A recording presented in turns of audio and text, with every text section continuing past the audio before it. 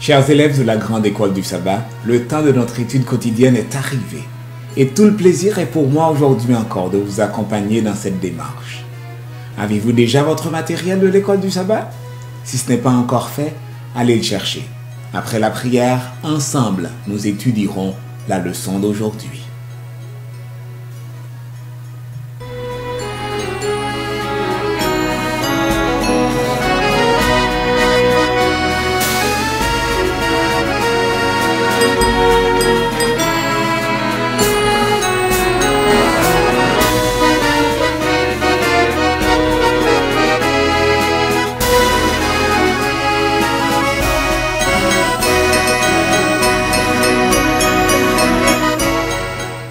Prions. Notre Père bien-aimé, merci pour ce privilège d'étudier ta parole. Tu as beaucoup de choses à nous apprendre sur la Bible. Et aujourd'hui, tu veux nous amener à faire une étude comparative entre la venue de Jésus, son ministère, ce qu'il a réalisé et cette parole que tu nous as laissée. Rends-nous à même de comprendre cela, s'il te plaît. Bénis chaque personne qui étudie avec nous. Au nom de Jésus.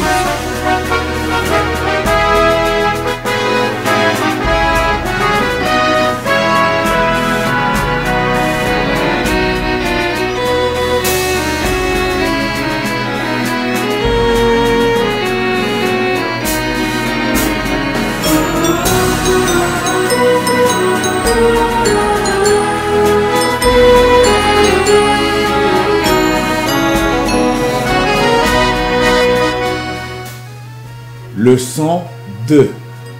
L'origine et la nature de la Bible. Verset à mémoriser. C'est pourquoi nous rendons continuellement grâce à Dieu de ce qu'en recevant la parole de Dieu que nous vous avons fait entendre, vous l'avez reçue, non comme la parole des hommes, mais ainsi qu'elle l'est véritablement, comme la parole de Dieu qui agit en vous qui croyez. 1 Thessaloniciens 2, le verset 13.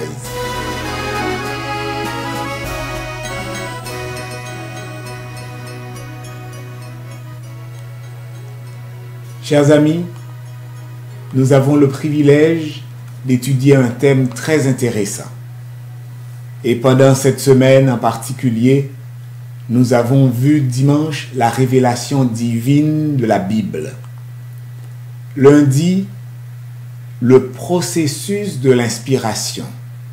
Mardi, nous avons vu la parole écrite de Dieu. Et aujourd'hui, mercredi 8 avril, la leçon du jour a pour titre « Parallèle entre Christ et l'Écriture ». Ce thème va être très intéressant dans la mesure où nous savons le Christ dont il est question ici dans le titre est celui dont Jean, l'apôtre, l'auteur de l'Évangile, parle au premier chapitre de son livre.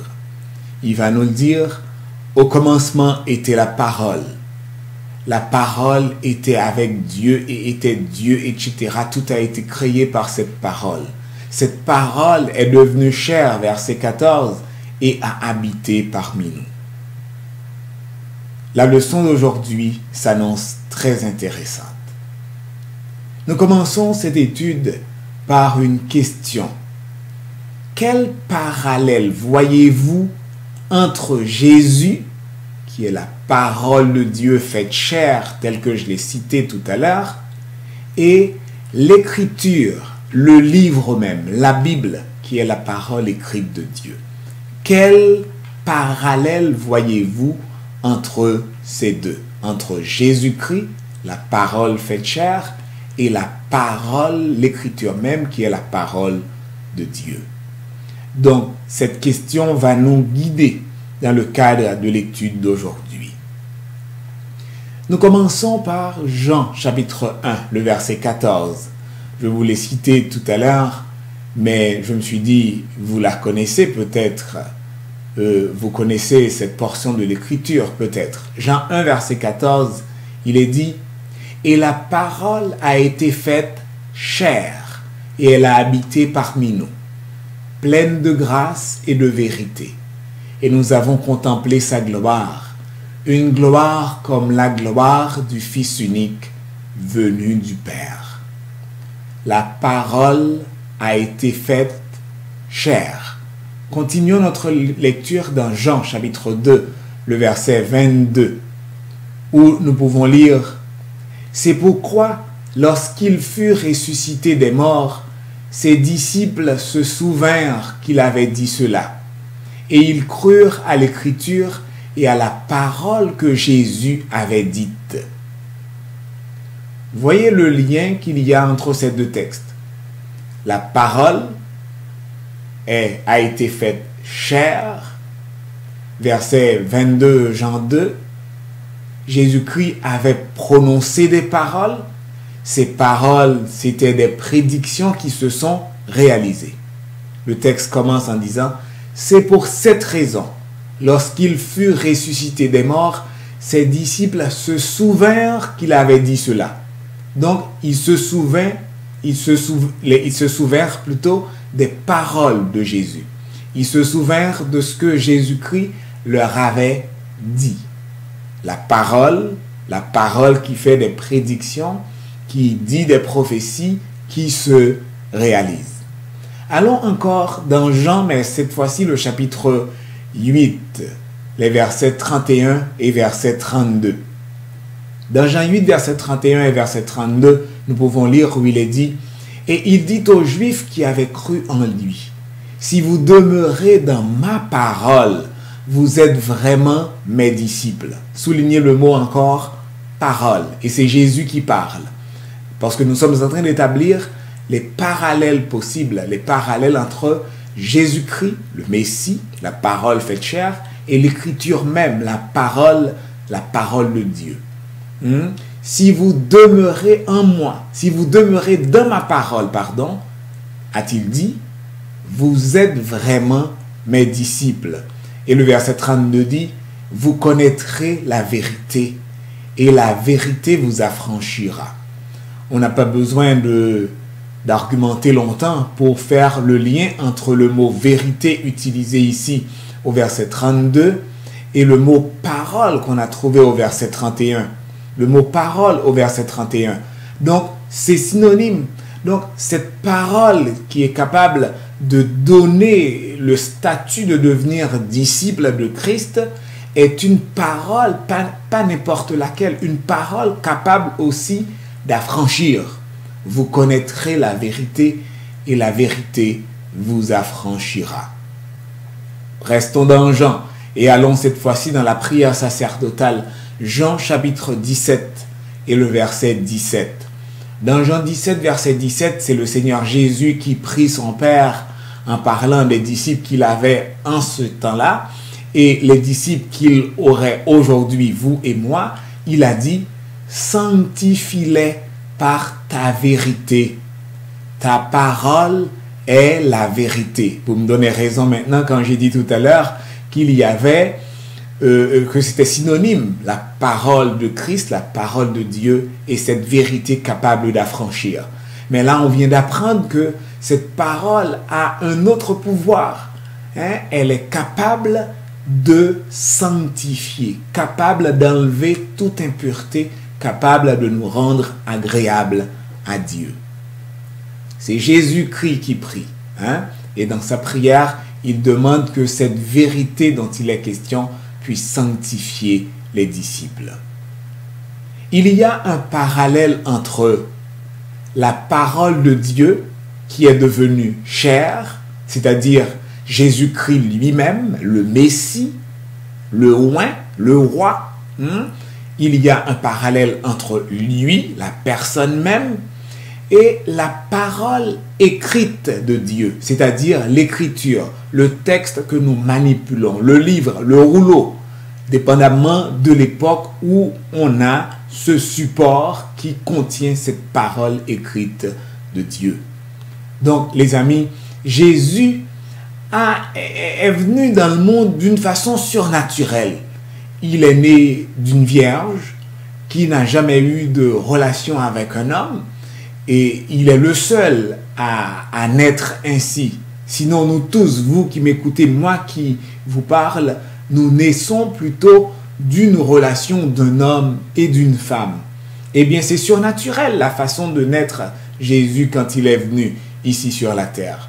Eh bien, regardons s'il n'y a pas un lien entre cette façon de naître Jésus parmi nous sur la terre et la parole écrite que nous considérons en termes d'études comparatives aujourd'hui. Même si Jésus il est né d'une façon surnaturelle, chers amis, c'est indiscutable, c'est clair, c'est classé en soi. Il est né d'une femme. Il est né d'une femme quand même. L'enveloppe terrestre, l'enveloppe humaine qu'il faut considérer. Eh bien, regardons la parole de Dieu, parce que pour certains, dans beaucoup de cas, ils auraient préféré que la parole tombe du ciel comme de la manne.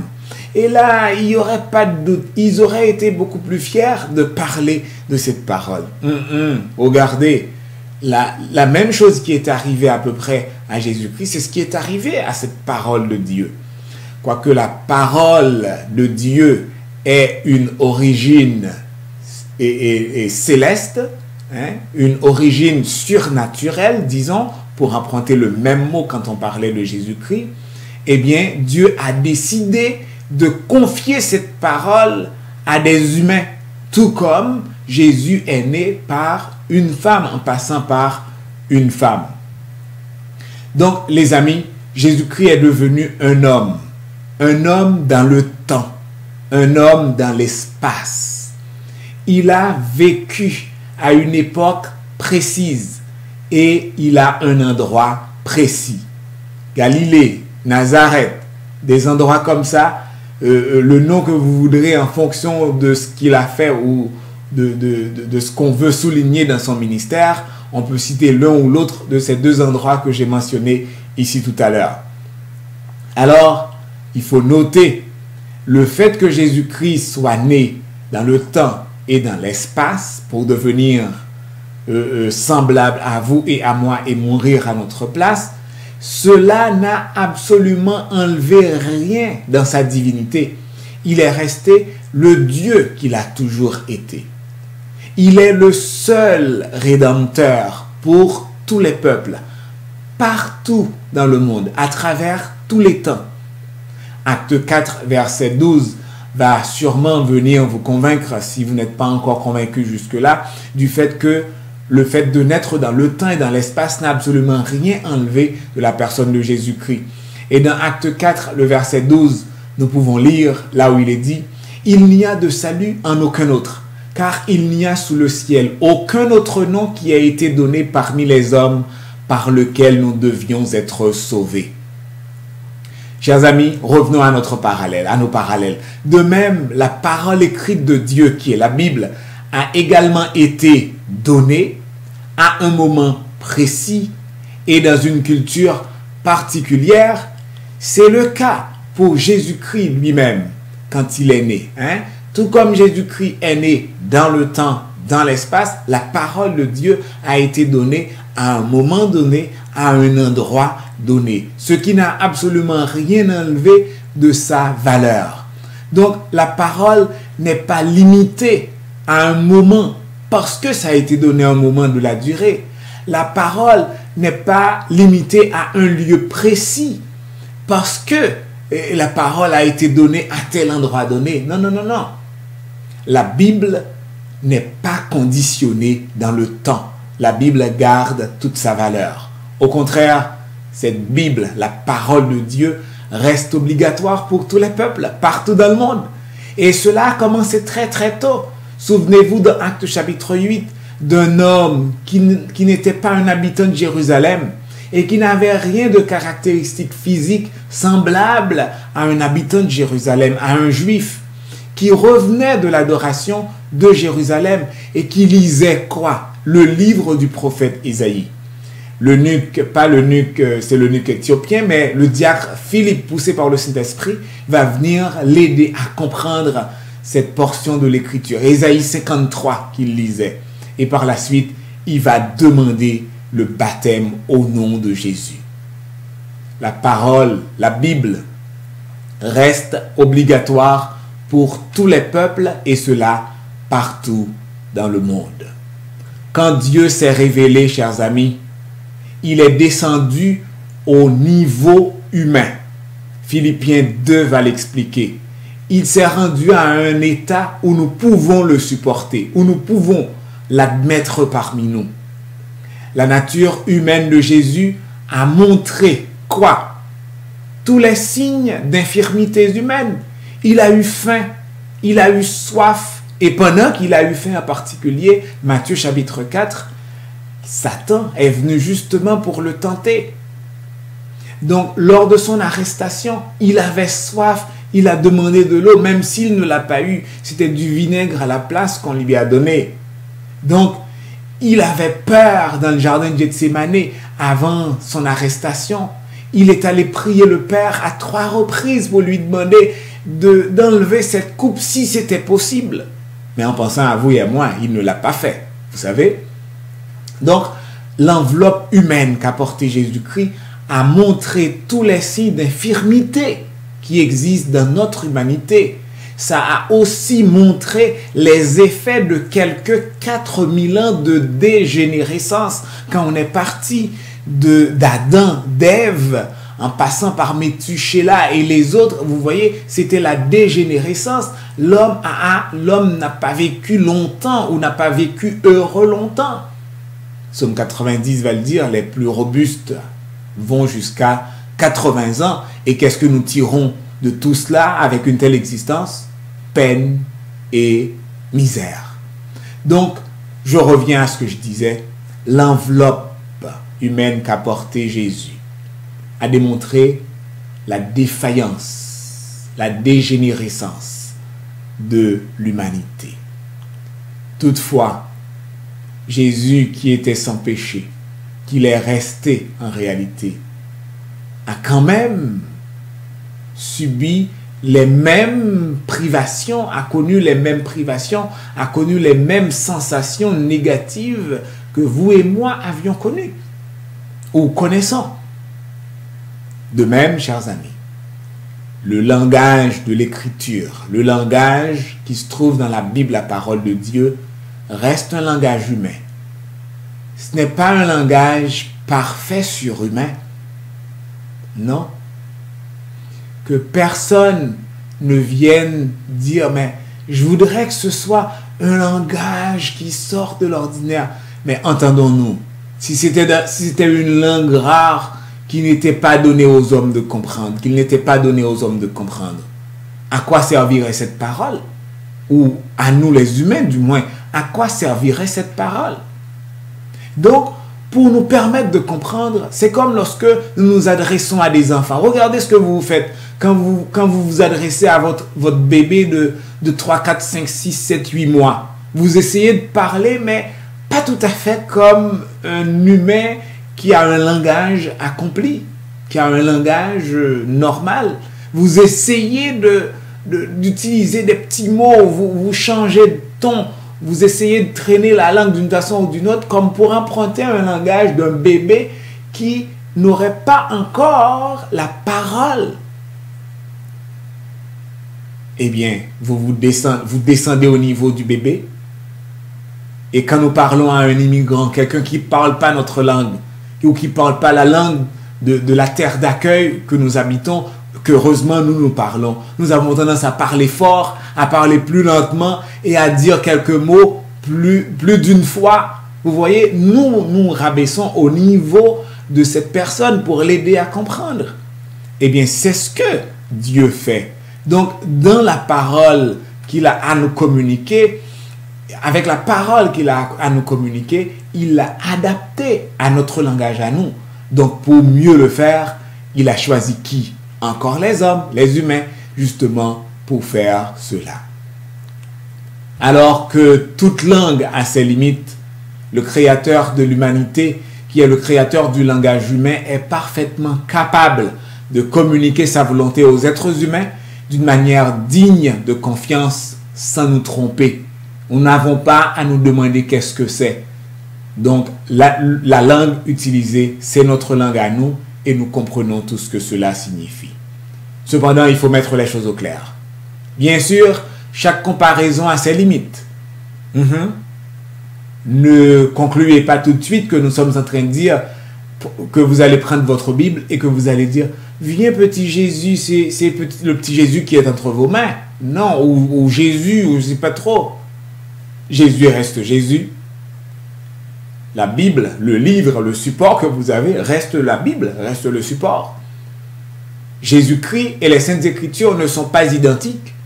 La Bible n'est pas une incarnation de Dieu. Ce n'est pas ça. Dieu n'est pas un livre non plus. J'espère que jusque-là, c'était ainsi perçu par vous. Sinon, il faut rectifier le tir. Ça reste Jésus et la Bible reste la Bible. Dieu, en Jésus-Christ, est devenu humain. Emmanuel. Nous aimons la Bible pour quelle raison? Parce que nous adorons le Sauveur proclamé dans ces pages. Si dans ce livre, on parlait, je ne sais pas trop, d'autres sujets, peu importe son importance, ça ne nous aurait pas ainsi autant intéressés. Mais ce livre, la Bible, nous parle de notre Sauveur, de ce qu'il a fait pour nous sauver et de ce que nous devons faire pour lui être agréable. Donc, vous voyez où est-ce que nous allons en venir tout de suite. La Bible reste une union entre Dieu et l'humain. Une union unique. Une union qu'on ne peut pas séparer. Ellen White, en réfléchissant sur le sujet, va faire sa déclaration dans son livre « La tragédie des siècles ».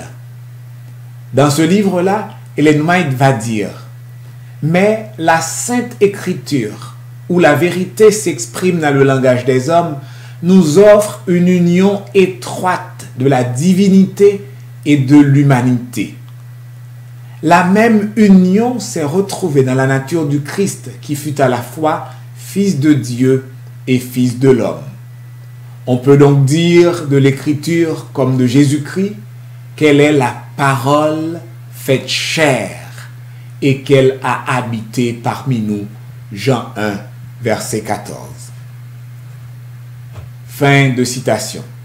Donc, chers amis, mesdames, messieurs, la parole faite chair reste Jésus. La parole communiquée, c'est la Bible, selon ce que le Seigneur a voulu. Mais cette parole, qui est la parole de Dieu, qui se trouve sur un support papier que vous détenez aujourd'hui, a un pouvoir, parce qu'elle est la parole de Dieu. Un pouvoir de transformer, un pouvoir de changer, un pouvoir de permettre à vous et à moi d'être sanctifiés selon la volonté de Dieu. Nous sommes rendus à la période de méditation ou de réflexion personnelle. Nous avons 2 questions aujourd'hui pour vous permettre de réfléchir davantage sur cette leçon étudiée aujourd'hui. La première question est donc, pourquoi l'Écriture doit-elle être fondamentale à notre foi? Pourquoi? Sans l'Écriture, sans la Bible, où serions-nous? Je vous invite justement à réfléchir sur ces paroles.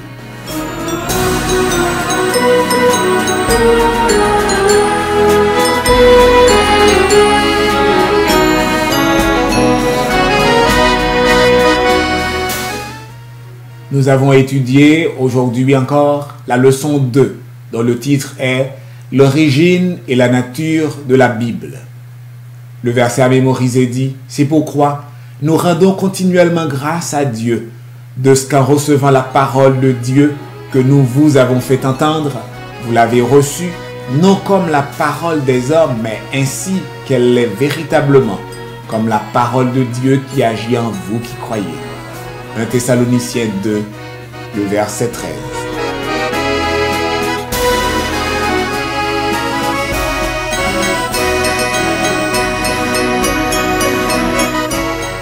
Ça a été un plaisir d'étudier avec vous aujourd'hui encore, chers amis. Je vous rappelle que cette même leçon est disponible en balado-diffusion en podcast sur le site www.rgde.ca ou en passant par l'application de la Radio Guide d'Espoir. Sinon, abonnez-vous à la chaîne justement pour pouvoir recevoir les leçons dès qu'elles seront arrivées. Partagez-la avec bien d'autres personnes qui voudront apprendre davantage sur la parole de Dieu.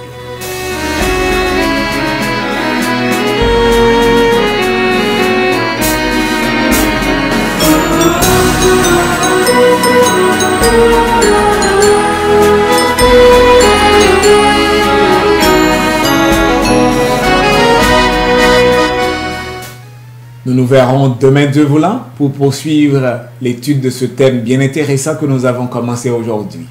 D'ici là, je vous invite à rester sous le regard du Dieu Tout-Puissant et à profiter de sa grâce. Que sa paix soit sur vous et que sa parole vous fortifie. Merci, c'était votre frère et ami, Odnal Victor.